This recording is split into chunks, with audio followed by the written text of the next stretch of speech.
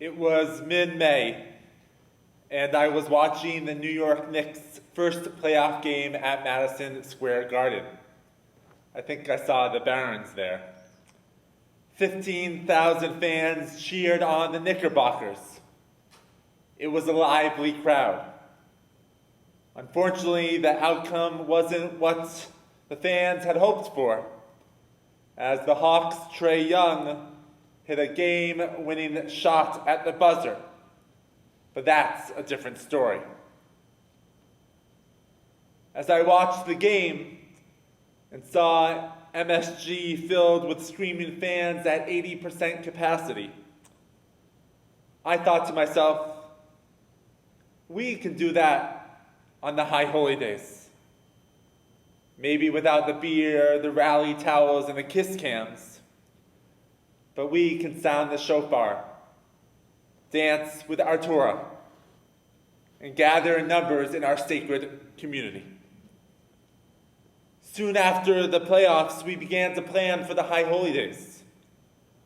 We envisioned a homecoming of sorts, welcoming our temple family back to our refurbished space, introducing our community to Cantor Alana Goldman, our wonderful new assistant cantor, and kicking off a year of celebrations for Cantor Martha Novick.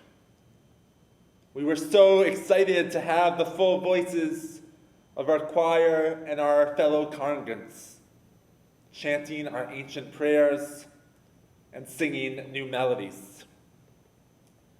We envisioned our sanctuary and Greifer Hall sacks filled.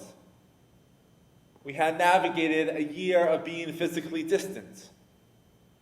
We were so excited to have our holy community back in person for what many would call the Jewish playoff season. And now, just 3.5 months after the Knicks game, I look into a congregation far from max capacity, wearing a mask and physically distant. For part of the service, I was outside at our tent simulcasting our prayers. And a large number of our community, once again, are praying online. This is not what it was supposed to be like. This is not what we expected. Our community is highly vaccinated. We follow the rules. We held Zoom B'nai Mitzvah and Shabbat services, virtual schooling and meetings. And we thought we were almost done. And here we are, once again dealing with the uncertainty on how we will return to our normal lives. We've had to pivot. Baby namings, B'nai Mitzvah, weddings, and funerals continue to be postponed or held in a way that we had not planned for. Return to offices have been delayed, and vacation plans changed. We question, should we pray inside or outside? Eat in or out? Is it safe again to see my grandchildren or grandparents? The uncertainty of what lies ahead continues to be frustrating and exhausting. At this moment, it seems that many of us are experiencing what gold medal gymnast Simone Biles shared with the world when she faced a case of the twisties at the Tokyo Olympics. The twisties is a phenomenon that causes gymnasts to lose their sense and space of proportion while they're twisting and turning in midair. Having the twisties is the strangest, weirdest feeling, Biles shared. I literally cannot tell up from down. While suffering from this condition, she has no idea how she will land or which part of her body will make contact with the ground first. While we are not doing flips or twirls, I'm feeling, and I'm sure many of you are feeling, like you are just hanging on, trying to find balance, figuring out how to correctly land, making sure that our bodies and minds are working in sync as we seek to return to our normal lives. The twisties are a very Jewish thing. In our morning liturgy, we pray that our bodies and minds work together in tandem. In the opening of our service, we recite the prayer, Asher Yatzar. Blessed are you, Adonai, our God, ruler of the universe, who created the human being with wisdom, created in the human body various openings and closings, such that if just one of them were to open or close, it would be impossible to stand before you. Blessed are you who heals all flesh and does wondrous deeds. This prayer, while found in our mock store this morning, is also found in many bathroom stalls in Israel. It's a blessing to be recited after taking care of bodily functions. Asher Yatzar expresses thanks for the wondrous construction of the body, that even in its most mundane functions are miraculous if you choose to contemplate them. And right after Asher Yatzar is Elohai Neshama. Elohai Neshama Shenatata Bi Tehorahi. My God, the soul that you have placed within me is pure. We pray that every morning we wake up, that we have a pure soul. Rabbi Rachel Barnablatt teaches, my soul is the essence of me. And the liturgy teaches me that its most fundamental quality is its purity. No matter how I miss the mark in my daily undertakings, every morning I begin again clean, thankful for my body and my breath, the part of me that's bounded and the part of me that sips from infinity, as pure can be. When we are faced with uncertainty, it's common for our stomachs to be in twists, our minds to be jumbled, our anxiety to be heightened. Our liturgist understood that each morning we need to be centered. We need our minds and bodies not just to work separately, but in tandem.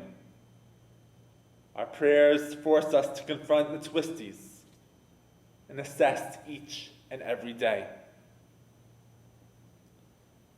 This past year and a half, these feelings of unease, anxiety, paralysis, and depression have been amplified.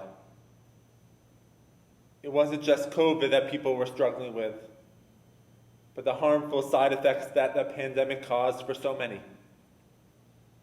As the pandemic set in, the percentage of people reporting that they felt anxious or depressed spiked and has remained elevated since. Experts have also highlighted increases in sleeping problems and alcohol and other substance misuse, domestic violence. And they point to clear causes: uncertainty and fear about the coronavirus itself, job loss, and housing and food insecurity, juggling working from home while dealing with cooped-up kids, grief, and loss of social cohesion as a result of restrictions.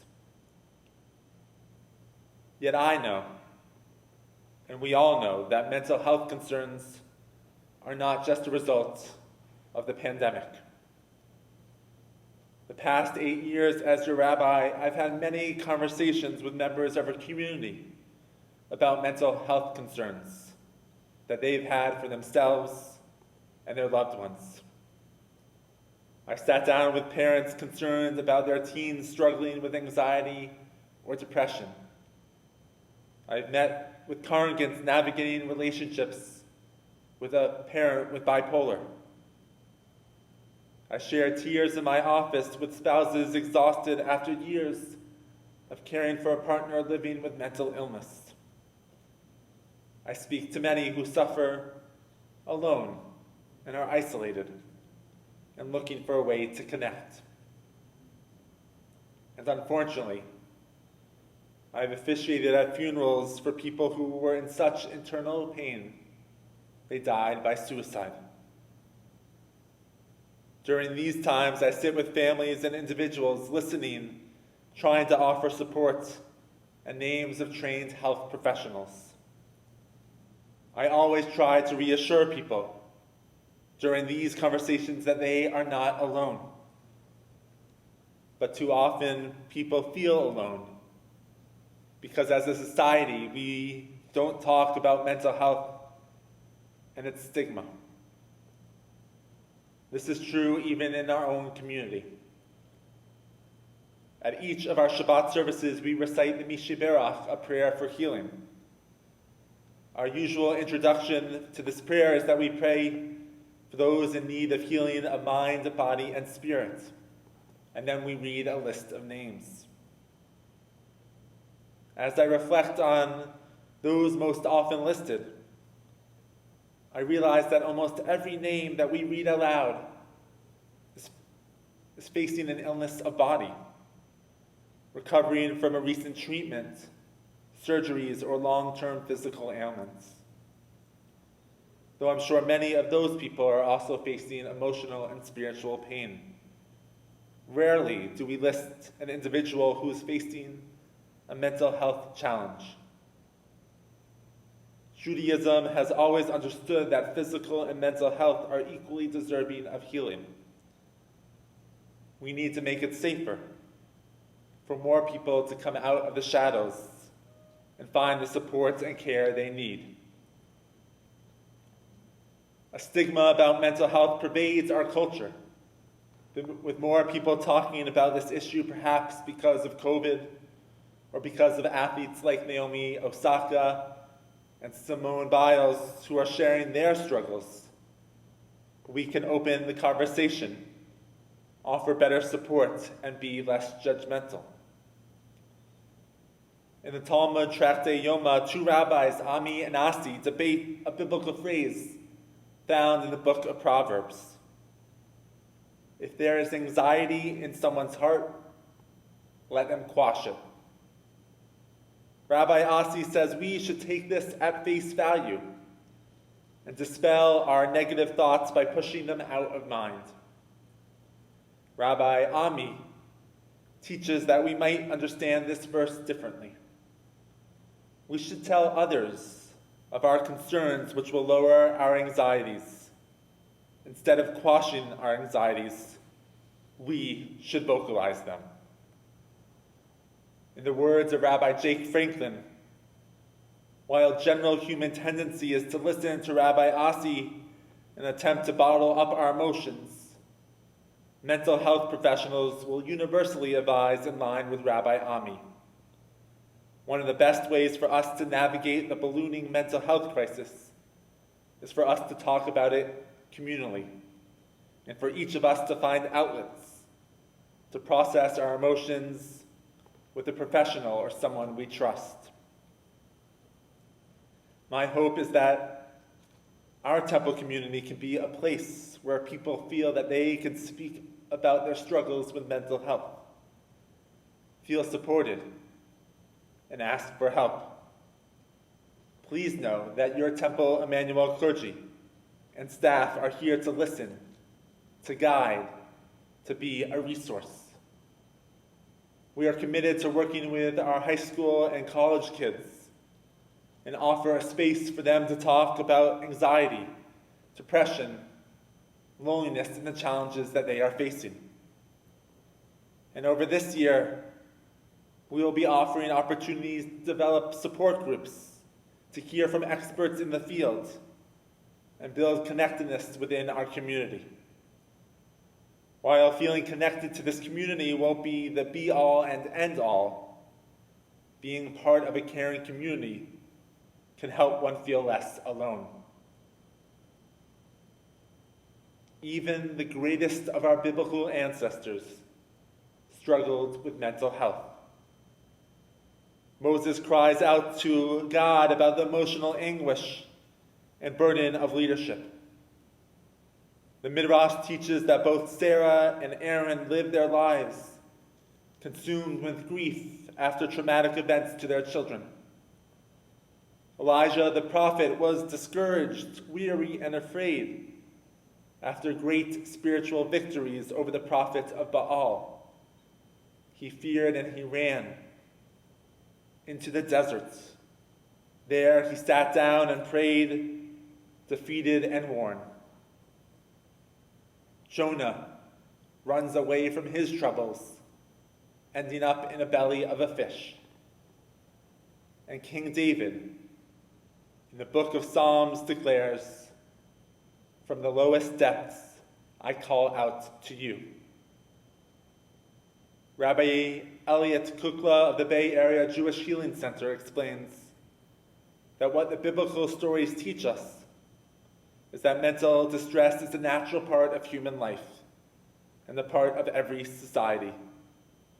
Surviving our own moments of emotional suffering and finding the strength to walk with others through incredible pain are ancient and sacred obligations. In just a moment, we will sound the shofar. The texts of the Jewish tradition have indicated that the sound of the shofar is intended to rouse us up from our sleep, to jolt us awake and into action. As we engage the calls of the shofar, may we find ourselves attuned to the cries of those struggling.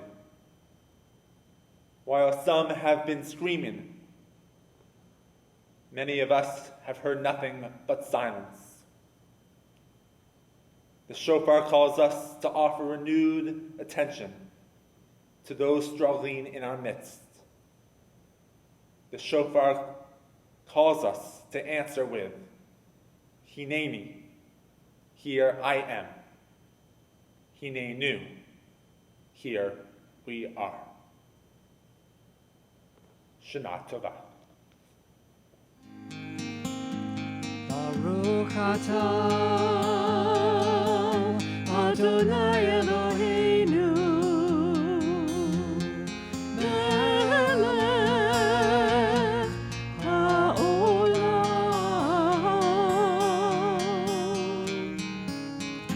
asher yatzar et ha'adam bechokmah Nekavim, Chalulim, Chalulim, Asher yatzar et ha'adam bechokmah, uvaravo nekavim, Chalulim,